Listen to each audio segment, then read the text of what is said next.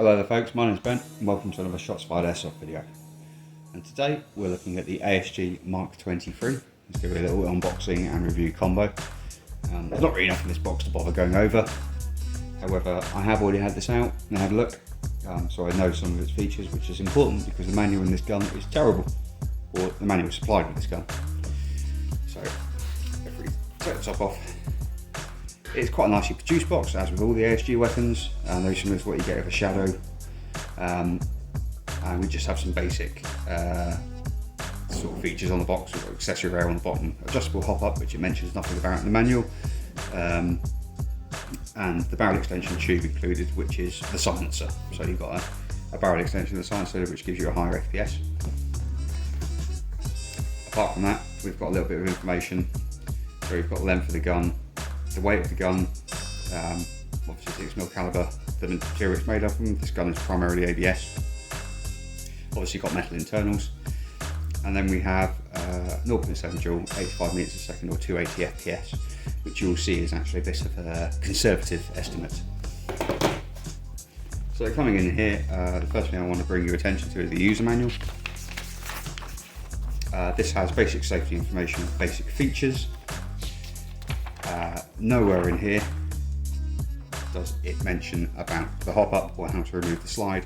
So we have how to guess the manual, how to put it on and off safety, or at least we have how to put it on and off safety when the gun isn't cocked. And then we have pretty much an explanation of what your dual rating is, or your FPS rating, and the conditions it's taken under. And that is it. That is your manual. When it comes to the weapon, we have some ASG branded BBs. So these, as opposed to your sort of usual BBs that you'll instantly throw away, these may actually be usable. However, I won't be using them for this test. I just use the BBs that I always use. We have the silencer, which is quite weighty. And as you can see there, we have the thread, and inside there is a barrel. So when these two are locked together, this barrel forms a joint with the other barrel, and then you get a nice long barrel to propel your BB faster. Gun itself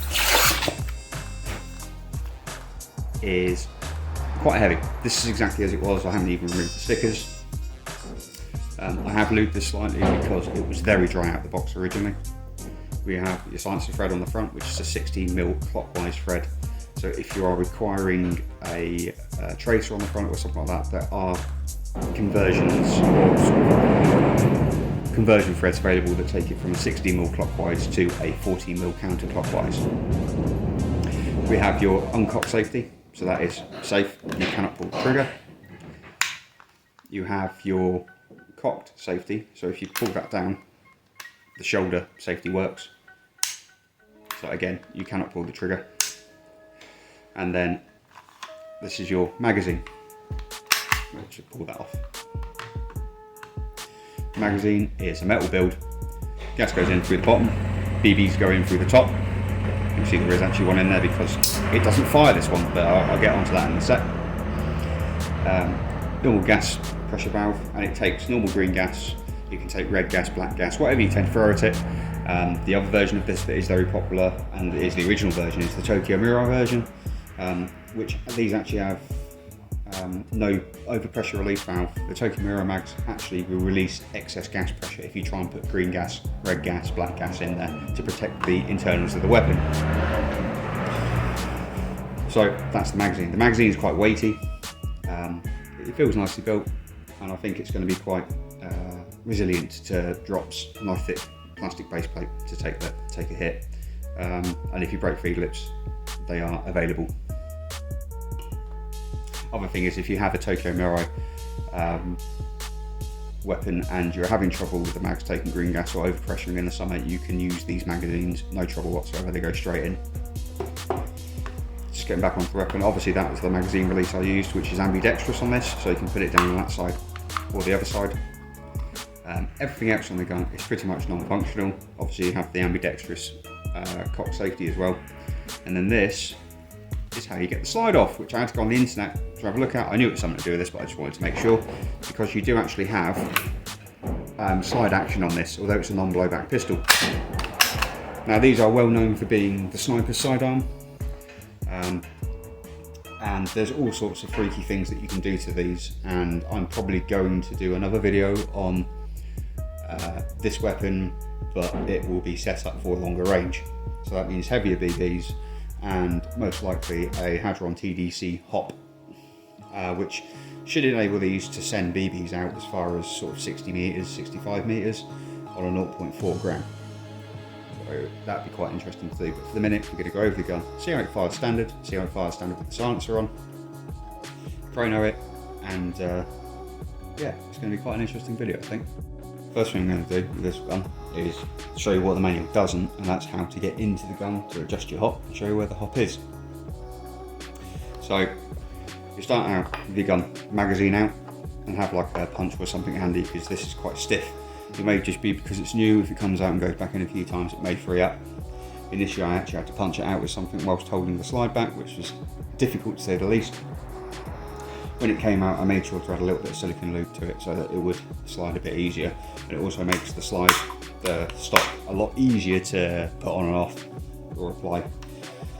So I don't know if I can show you this, however, when the gun is up close, there is a little telltale ridge in there, and when that is aligned, that means that on the other side of the gun, this notch, which is what prevents the or allows the slide stop to come out, is exposed. And once that is exposed, you can take a punch and push that out. So you end up with it looking like this. You can pull that the rest of the way out, see it is quite stiff. And then once that's done, your slide will come forward to there and then lift off. And as you can see the inner workings of the gun. You can see where I've put a bit of lube on it just to help the mechanism. And then this leaves you with your slide, and your hop-up dial is here. It has a geared hop-up dial, much like another gun, or most other guns.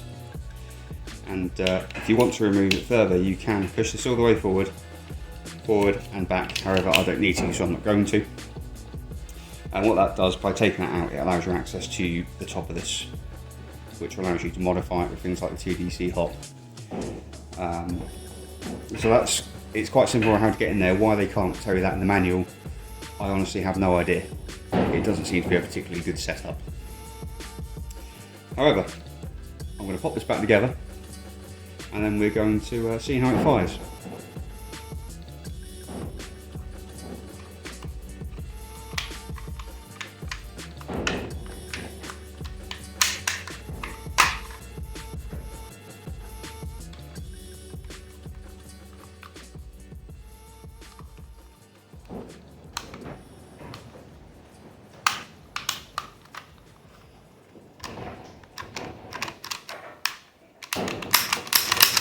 There we go.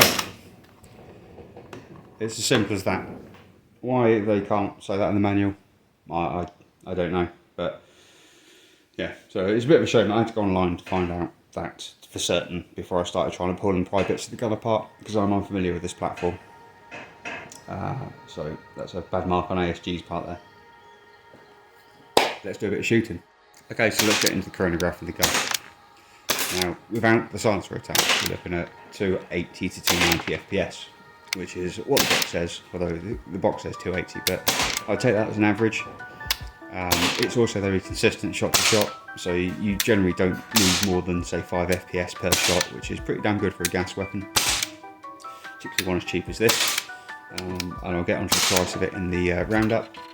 With the silencer on, you're looking closer to 380 FPS. Bear in mind that I didn't refill the gas between shooting the unsilenced and silenced version. There isn't really much difference in sound, because the extra barrel of the silencer just takes the sound to the end of the weapon. Obviously there's no room for the sound to get lost in foam or anything like that, so it is just as loud. However, the performance is dramatically increased.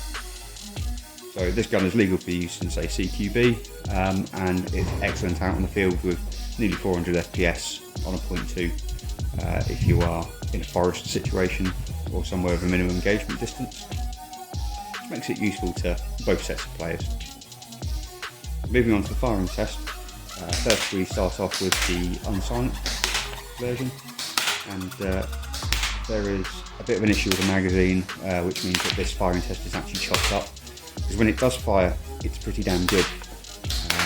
The only problem I find is that if I'm going for accuracy, the dual phase trigger is quite a long pull, quite a stiff pull, because it's loading a BB, then priming the mechanism, then firing, and then returning.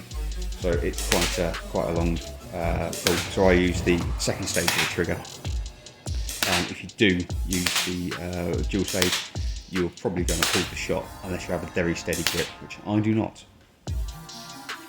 The silenced version, obviously the shots are a lot more powerful, pretty straight, and I'm going to put the sort of the best shots in of this. You'll see that we've got a few everywhere, but I know that that's me pulling the gun. The gun is pretty consistent and pretty good, and shoots pretty straight. Like I said though, all of these weapons are very modifiable, so it'll be interesting to see once we've had a proper go in there, I rebuilt the gun with some better parts and straightening everything up that is rushed through the factory manufacturing process, and we'll see how good the gun is. Okay, so you're back with me now. I had one major issue with this gun during the firing test, and that is the magazine. These top feed lips here, or the ramp, feeding ramp up to these lips, is not especially smooth, and I kept getting hang-ups, so the gun wouldn't load the next BB. If I took the magazine out and flicked the follower like that, it would push the BB up and around and in. Now the thing with this ASG version of the TM MK23 is that this is £54, I believe I paid for this weapon, which granted it's a plastic non-blowback, however it does seem to be well built, but we do miss some finer details, and the finer details in this case appear to be the smoothness of this loading ramp, which is easily remedied. You have to strip the mag and make sure that the inside of the casing is smooth in here so that BBs can load into the bottom of the gun smoothly. Even given this, and the fact that it was interrupting my firing test quite a lot, making it very difficult to give you sort of an accurate and continuous reference for firing, it did work very well. You've got a huge gas reservoir in this, and obviously it's a very efficient pistol because it's not pushing a slide around with a blowback action. So you're probably going to get the best part of 70 to 80 shots on this on a full gas fill in warm conditions, which, considering that most gas blowback pistols can barely make it through realistically a whole magazine, maybe a magazine and a half before they need a gas refill, it's a good weapon to have on you. So if this is full of BBs and you've got full of gas, you're going to get through them all, and you'll get through the next one and the next load of BBs as well. So probably about 3 to 3.5 mags through this before it runs out of gas. Magazine doesn't leak or anything, it's just, I mean, even this moves pretty smoothly, but it's when the BBs encounter this bit here, they get stuck. And the other thing is if they get stuck there, it actually holds the follower down, which means there's no pressure pushing the BBs that are already in the feed ramp up into the weapon. So that was my one complaint from this, and that is easily fixable. It may be that it's just this mag, and if you were to pick up one from another shop or buy another one of these mags, it would be spot on. Okay, so I'm going to get into my final conclusions and sort of mini review of this gun. Like I said, we are going to modify it, so I'm going to take into account the fact that the guns are pretty much made to be modified, and that it is £54 for a skirmish grade airsoft weapon. Okay, so what do I think of the ASG MK23? I think it's a great weapon. It's had an issue out of the box, however, when it does feed BBs reliably, I've managed to get 4 or 5 shots off in a row. It is quite a piece of kit. It's a suitable for CQB, suitable for field use. The hop that's in it is actually quite good, even though it's the standard hop in a very cheap gun. does respond to adjustments, and I've had 0.25s for it. I did the firing test on 0.2s just because it's what I had with me. However, I don't think you'd see any issues firing maybe up to 0.28, 0.3s out of the stock hop, which is quite good. Like I say, with TDC hop and mod and a few other bits, better barrel, you can send BBs a long way down the range and very accurately. Build quality is pretty good, apart from the feed ramp and the magazine. There's not really much, if any, creak. Although, I mean, there probably shouldn't be really, because you're talking about a weapon that doesn't have a slide action, so it's not like it's all designed to move continuously. But at the same time, it is a very cheap weapon. I think if you're looking for a sidearm, and this is not news to anyone because this is a very old design and one of the most popular, say, sniper sidearms, then I would get yourself one of these ASG MK23s. Do be prepared to fix little issues, teething problems that you may have out of the box. However, people may say, well, you gave the Galaxy gas blowback a hard time for having a similar clearance, a feeding issue. And my response to that is, well, I paid £139.99 for the Galaxy gas blowback, and I've paid £54 for this one. So in the same way that in the issues I had with my WE Glock 18C that I had far more time and the budget to deal with, say, issues with an Army Armament R17, because the guns cost me hardly anything in the first place, and I expected to have rough edges and little problems out of the box. I do not expect something that's cost 3 times that to have similar issues. So that has been my sort of brief review of the ASG MK23. I've been Ben, it's a Shots Fired Airsoft video, and you may have noticed in this little video that I was using a U called Chronograph. It is my new sort of chronograph. I'm going to do a little review on that next, and we'll go over the features, how it works and how accurate it is. So I'll see you hopefully for that video. I'm going to do a little bit more on the airsoft gear side of things, and I hope to see you there. Thank you very much. Bye.